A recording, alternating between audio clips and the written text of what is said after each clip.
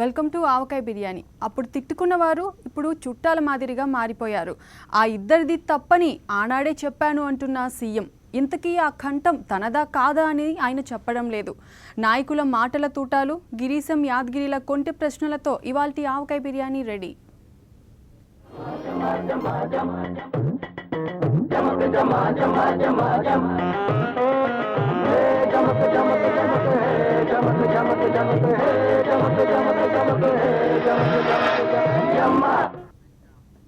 ఇద్దరు ముఖ్యమంత్రులు పోటీలు పడి తిట్టుకున్నారు. ఇప్పుడు చుట్టాల మాదిరిగా ఒకరింటికి ఒకరు వెళ్ళొస్తున్నారు. మరి ఓటుకు నోటు కేసు ఏమైంది అని ప్రశ్నించారు వైఎస్ఆర్సీపీ నాయకుడు బొత్స సత్యనారాయణ. ముఖ్యమంత్రికి తెలియకుండా జీవోలు వచ్చాయని చెప్పడానికి సిగ్గులేదా అని ప్రశ్నించారు. అప్పుడు ఇద్దరు ముఖ్యమంత్రులు ఇరుగదిట్టుకున్నారు. ఇప్పుడు చుట్టాలైపోయారు. ఒకరింటికొకరు వేస్తున్నారు. ఏంది కథ అని అడుగుతున్నాడు బొత్స సత్యనారాయణ సారు. నమస్తే సారు, ఏంది ముచ్చడా? పోలవరం పక్కన పెట్టి పట్టిసీమనే ఒక అవినీతి ప్రాజెక్టును బయటికి తీసుకొచ్చారు. దాంట్లో దోపిడీ చేసుకున్నారు.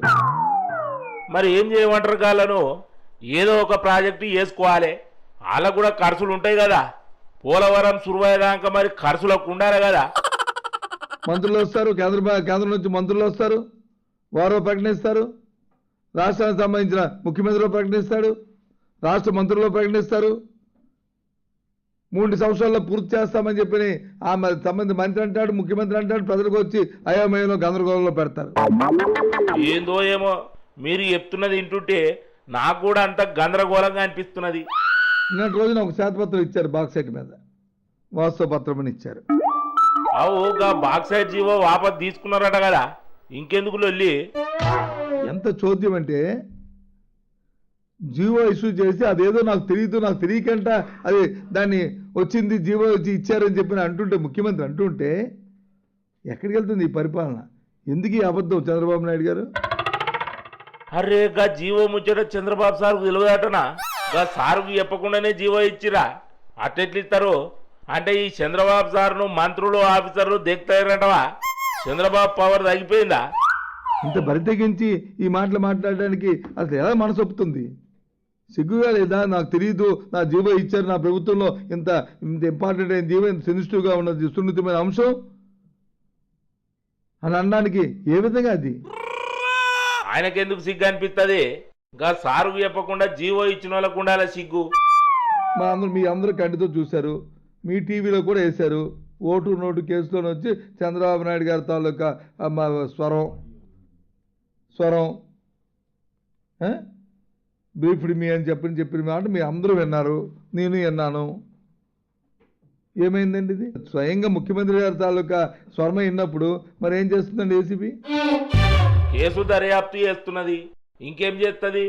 అదే సామాన్యుడిగా ఎవరైనా చేస్తే మాత్రం ఈ పాటి ఊరుకుంటారండి? ఎందుకు ఊరుకుంటారో? లోపడేసి బొక్కలు సూర ఎత్తారు, కేసులు పెట్టి కోట్ల చుట్టూ తిప్పుతారు. సామాన్యులు ముఖ్యమంత్రి ఒకటెట్లా అవుతారు? మంచిగానే ఉన్నది ముచ్చట. ఇవాళ ఏమయ్యారండి? చుట్టాలు, సంబంధాలు, రాకపోకలు. ఒకరు వచ్చి శంకుస్థాపనకి వెళ్ళి ఇంకో వచ్చి యాగాలకి పిలుస్తాను, ఇవి జరుగుతున్నాయి. ఇప్పుడు ఆఖరి ఎవరు అమాయకులే? ప్రజల అమాయకులా? మరి గట్లనే ఉన్నది కథ. మేము ఏం చేసినా చెల్లుతుందని అనుకుంటున్నారు. అలా రాజ్యం నడుస్తుంది కదా. పెద్ద పెద్ద మాటలు మాట్లాడారు. ఏమైందండి ఇప్పుడు? పెద్ద మాటలు, ఆ పెద్ద బాల శిక్ష ఎక్కడ ఉందండి? చెప్పండి. పెద్ద బాల శిక్షలో ఉన్న పెద్ద మాటలు ఎక్కడున్నాయండి ఇవాళ? పెద్ద బాల శిక్ష కనబడలేదు, చిన్న బాల శిక్ష కనబడలేదు ఇవాళ. అంటే పక్క రాష్ట్రంతో లొల్లి పెట్టుకోమంటారా? ఉత్తుగా లొల్లి పెట్టుకుంటే ఏమొస్తుంది సారు?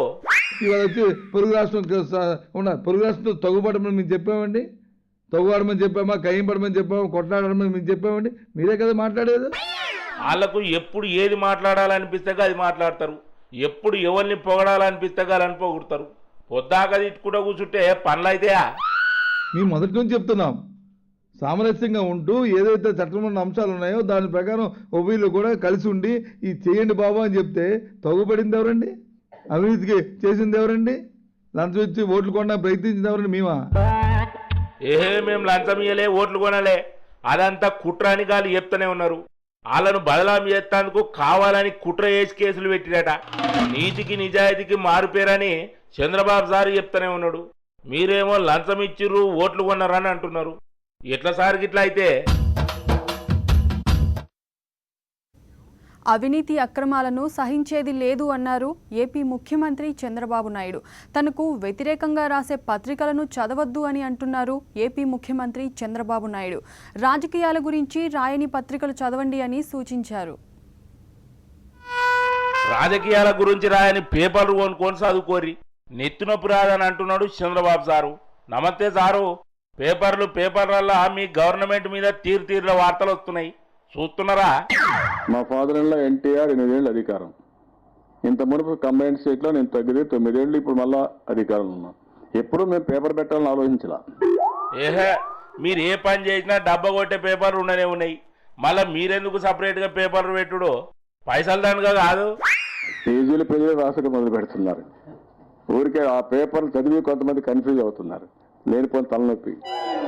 అది కాదు సారు, గా పేపర్లలో రాస్తున్నది నిజమే అంటరా కాదంటరా? గాముచ్చడు చెప్పుర్రి. నేను ఎందుకంటే అలాంటి పేపర్లు చదివితే మీకే విసుగు వస్తుంది, రాంగ్ ఇన్ఫర్మేషన్ వస్తుంది. దయచేసి అవాయిడ్ చేయండి మీరు చదవకుండా. మీ గురించి రాసే పేపర్లు చదవద్దా? మళ్ళీ ఏం పేపర్లు చదవమంటారో చెప్పుర్రి. ఏ పేపర్ అక్కర్లేదు, రాజకీయాల్లో సంబంధం లేని పేపర్లు కాకుండా ఇండివిజువల్ చదువుకోండి మీరు. రాజకీయాలకు సంబంధం లేని పేపర్లు అంటే ఒంటింటి వైద్యం, వాస్తు శాస్త్రం ఇసొంటివి చదువుకోమంటారా? అమ్మ చూసిరా చంద్రబాబు సార్ ఏమంటున్నాడో, రాజకీయాల గురించి రాసే పేపర్లు చదవద్దట. అట్లయితే మరి మీరు చేసే రాజకీయాలు ఎట్లా తెలుస్తాయి సారు? మీ ప్రభుత్వం ఎట్లా పనిచేస్తుందో ఎట్లా తెలుస్తుంది? ఈ ప్రభుత్వం ఫర్మ్గా ఉంటాం, దాంట్లో సెకండ్ థాట్ లేదు. మంచి ఉంటే డెఫినెట్గా మార్పులు చేసుకుంటాం, తప్పులు జరిగితే కరెక్ట్ చేసుకుంటాం. అదే సమయంలో ఆ ముసుగులో రాజకీయం చేయాలనుకుంటే మాత్రం ప్రభుత్వం చాలా ఫర్మ్గా ఉంటుంది. ఇల్లీగల్ యాక్టివిటీస్ ఎక్కడ ఎంకరేజ్ చేయం. అయితే గాని మొన్న మీ ఎమ్మెల్యే ఒక ఆయన వనజాక్షి అనే ఒక లేడీ ఎంఆర్ఓను అందరి ముందు ఎట్లాగం చేసిరో తెలుసు కదా. మరిగా ఎమ్మెల్యే మీద ఏం యాక్షన్ తీసుకున్నారు?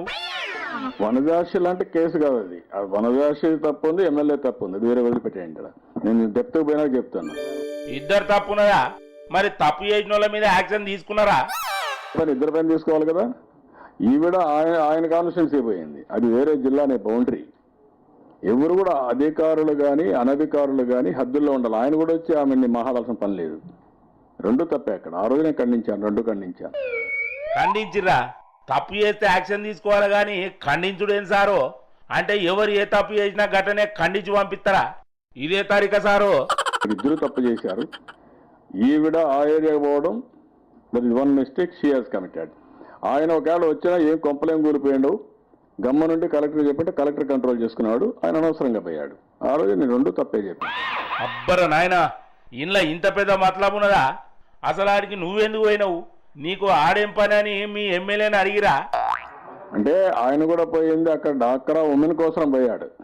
మీరు గుర్తుపెట్టుకోవాలి, అది కూడా పబ్లిక్ కాసే. ఈవిడ పబ్లిక్ కాసే పోయారు, ఆయన పబ్లిక్ కాసుకు వచ్చారు. వచ్చింది ఎక్కడికి వచ్చారు? Over lapping bureaucracy versus to politician కింద వచ్చింది. ఇన్నరా? ఎమ్మెల్యేలు ఎంఆర్ఓలు ఇద్దరిది తప్పే అంటున్నారు. ఇద్దరు పబ్లిక్ కోసమే అడిగి పోయిర్రు అంటున్నారు. మరి వాళ్ళకు లొల్లి ఎందుకైందంటే నేను అట్లా లొల్లి పెట్టుకోవద్దని నేను ఆనాడే ఖండించిన అంటున్నాడు సారు. మీకేమన్నా సమజైందా?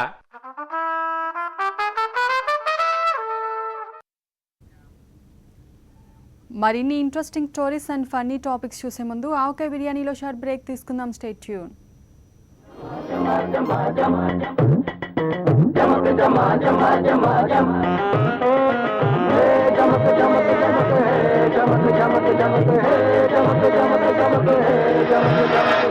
Jama